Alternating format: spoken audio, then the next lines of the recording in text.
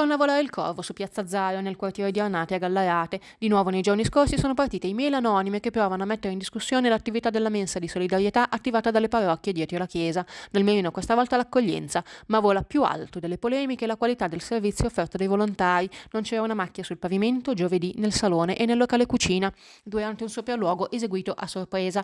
Piastrelle tanto pulite da poterci si specchiare nel bagno a servizio degli ospiti. A fine pranzo olio di gomito per passare ogni tavolo e ogni sedia, oltre che i pavimenti.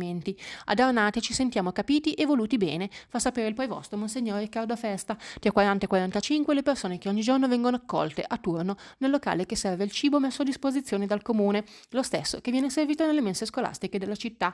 Porzioni piccole per me, osservava giovedì un giovane ospite di 24 anni. Se il cibo fosse di più andrebbe sprecato, la chiosa di un altro, 61 anni, che frequenta da anni il centro arnatese. Meno male che questo posto c'è, l'aggiunta di un terzo uomo, meglio qui di quando ci si trovava in centro.